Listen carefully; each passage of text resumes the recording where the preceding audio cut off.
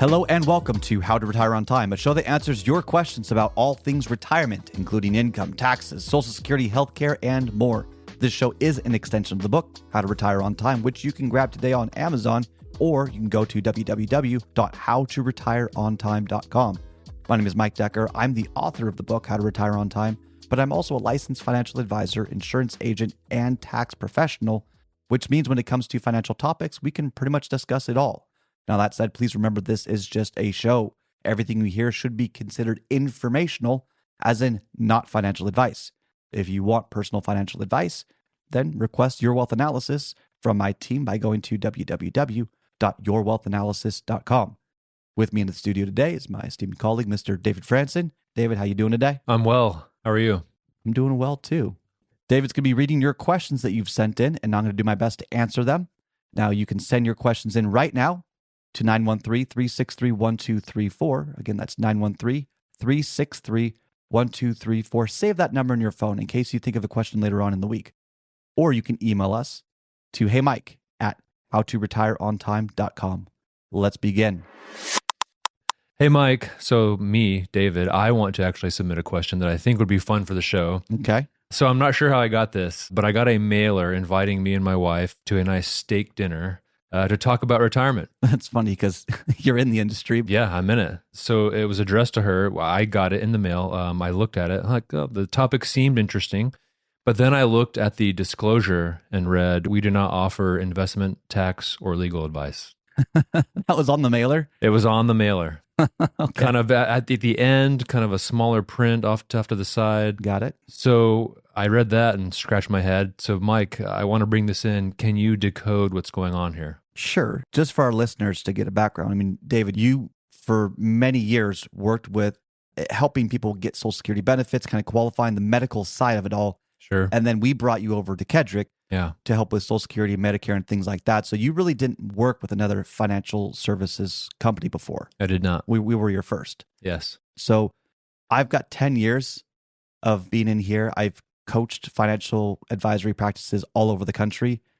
This is going to be fun, but I don't want to hold anything back. Okay. We're exposing the truth, this expose. Oh, all right. But if you want to ask the question, I'm going to do my best to answer it. So here's what you need to understand.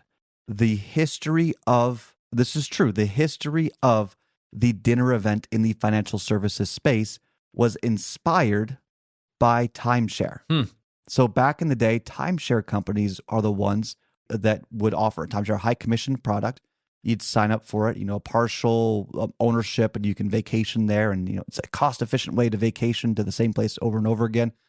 I really don't have hesitancy against it if you use it, but it's something you buy and you're kind of stuck with. There's no such thing as a perfect vacation solution. I don't know how to say that, but that's where it started. And then the company or companies, there's a couple that do this, that were supporting mailing out timeshare dinner invitations, figured out that they could do it in other industries. And they then started marketing towards financial advisors, I would say specifically insurance agents, in saying that, hey, we can mail a bunch of people out, we'll get them in your room, and you can pitch them and then close them. Now, what's interesting about this, and this is my opinion based on my observation, the only financial professionals that really can do dinner events, a nice steak dinner that's going to cost them, $50, $60, $70 per person, plus the $5,000 to $7,000 in mail cost, is someone that sells an annuity. And the reason is just on an economic level, it's really hard to recoup your cost if you're in the securities business.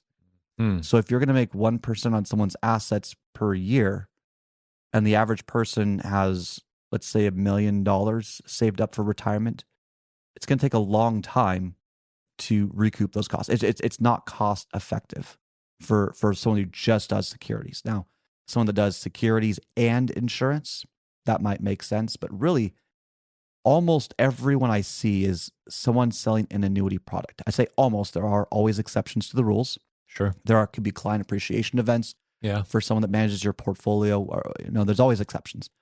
But by and large, they're typically selling it a high commission product because that's how you can recoup your cost after this expensive marketing tactic. And I don't think that's right or wrong. It's just a way to help educate people about something that may or may not be right for you.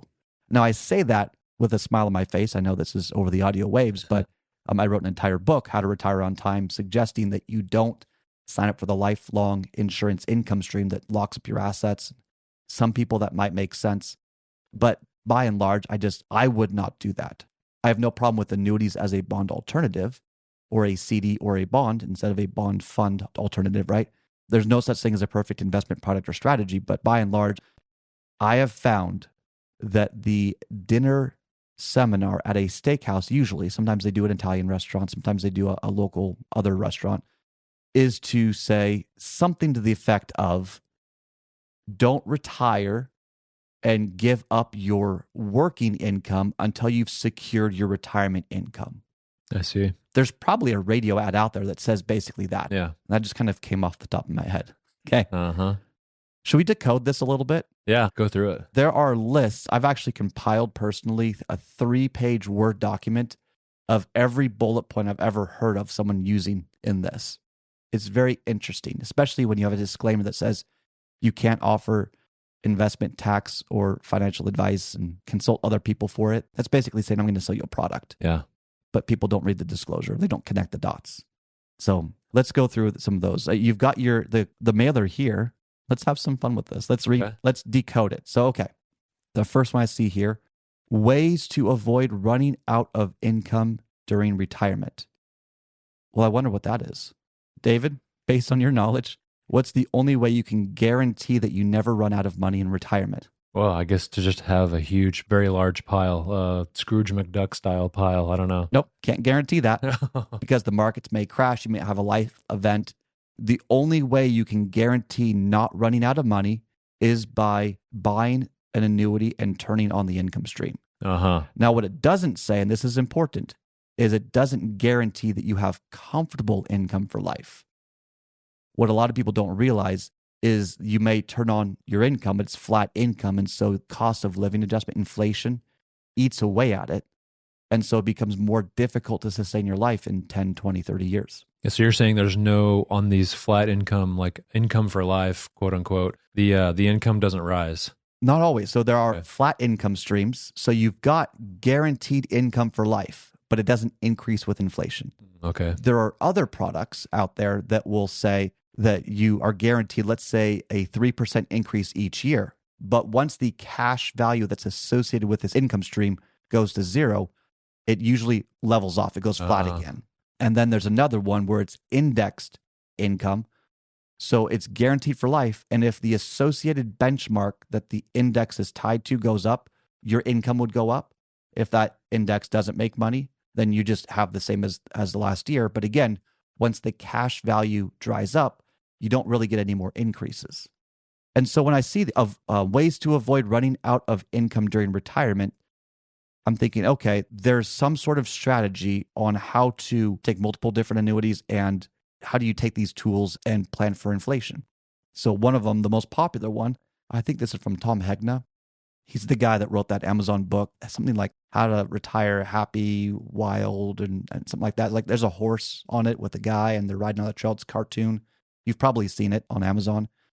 One strategy that he suggests, and a lot of insurance agents have adopted, is where you take a flat income stream and you basically ladder it out. So in year one, you turn on your income and that's what you're living off of. And when you feel like you don't have enough income coming on, you then turn on your second annuity and then your third annuity. And these people will brag saying, I've got 14, 15 annuities out there. And if I need more income, I'll just turn on the next income stream. I get heartburn over that because of the legal complexities of what insurance companies can do in potentially cutting your legs out from under you on the growth potential and the, in my opinion, potential lack of lifestyle flexibility in the future. There are many blind spots that I don't think are accounted for in these conversations. I mean, it sounds great. Ways to avoid running out of income during retirement. Yeah. But when you pop open the hood and you've got someone that actually knows what to look for, how to challenge these strategies, it's often a sobering experience. Now, even though I wrote the book, How to Retire on Time, which tries to convince people not to have a guaranteed income for life income stream through an insurance company, I still get clients that say, I need my baseline covered for peace of mind. Sure. That's okay. Understandable, yeah. So sometimes people do buy an income because they would rather transfer longevity risk to an insurance company and have their baseline covered so they can sleep better at night. And then they fill in the gaps through their portfolio, the reservoir strategy, and other things. That's okay too. We need to live within our economic and emotional limits. Even though the right plan mathematically could exist, it may not be right for you from an emotional state. And that needs to be acknowledged. Sure. So let's read this second one. Ways to reduce your risk and keep more of your hard-earned money. So if you buy an annuity, you are technically reducing your risk because it cannot go backwards. But to keep more of your hard-earned money, that's an interesting one because it might be just put the money in the market and let it grow, and then that'll just be for inheritance or whatever it is. You've already guaranteed your income. The death benefit of annuities is not as compelling as I think people would realize.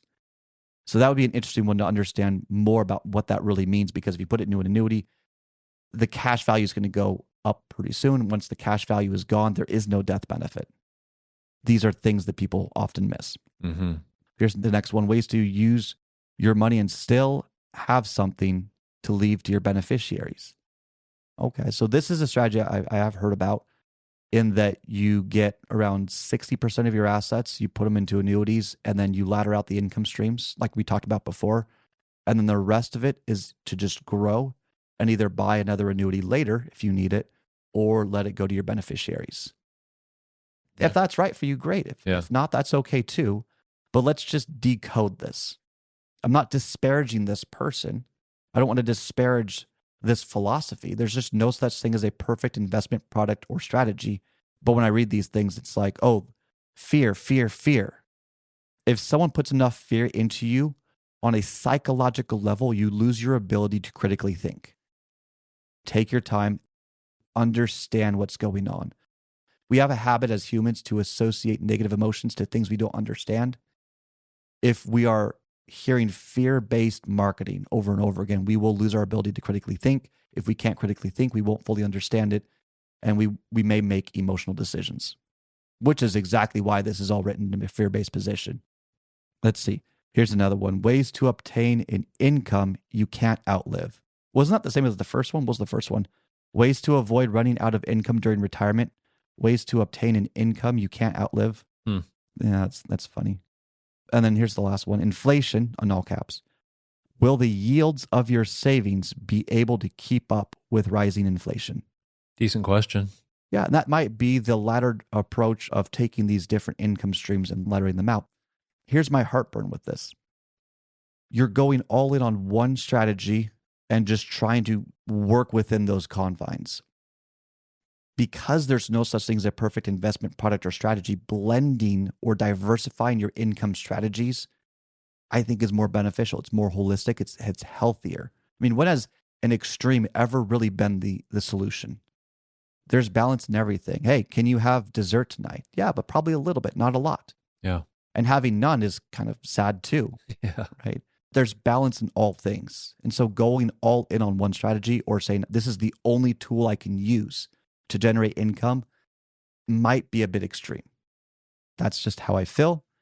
And it's not just how I feel. I should say there's 10 years of research that backs up that statement. Right. But here's some things that these dinner events don't often tell you. So what is often not told is the risk of the insurance income not keeping up with inflation. If you fund an annuity and turn on the income stream with pre-tax dollars, that means if taxes go up, you get less income. That's a problem. Social Security tax optimization is difficult to do if you've locked up your assets. It's kind of like a pension. It's difficult, but not impossible, to optimize from a tax standpoint a pension income stream. And that's often not talked about enough. Shopping around these annuities, just like CDs. Some CDs offer 5% or so. Some offer 0.5%. There are some annuities out there that offer very uncompetitive income rates, but it's because the person recommended it. They say, well, I guess this is what it is. And then they proceed. There are independent people that will do research. We do all of our own internal independent research to challenge the insurance companies, just because I don't trust them. Yeah. Okay. I mean, so things like this. Oh, here's a great income stream. Oh, here's a great annuity. Great. Would you know to ask what's the renewal rate of that company? No. Nope, never heard of it. But there are companies out there that have a reputation that promise you great returns. And then 2 years later, they drop the ability to participate in growth down, and there's nothing you can do about it other than surrender it and pay a penalty. That doesn't mean that all insurance companies do this. It means there are some that have a bait and switch reputation and others that do not. Is your insurance agent looking for this? Are they disclosing it? Are they even letting you know that it's even possible? That's not really discussed in these dinner events or even in the sales process, as I've experienced. Balanced tax minimization strategies. We talked a little bit about that. How to incorporate a real estate portfolio into a retirement plan. That's often not really discussed. It's because most financial professionals, at least that I'm aware of, in the great state of Kansas and in the great state of Missouri, can't. Just from a compliance standpoint, they're not able to, or they're limited to talking about Delaware statutory trust. Did you know that you could sell your real estate properties, 1031 it into a Delaware statutory trust, maintain your cash flow, and also let the asset appreciate in value? But a limited advisor or an insurance agent would not be able to even mention it. And that even assumes that they even know it exists. Right. How to manage a portfolio when the markets crash. Usually it's, hey, the markets crash every 7 or 8 years, so put your money into this, all your money or as much money as you're comfortable into this thing that can't lose money. Well, okay. An annuity will never on the good years outperform the market.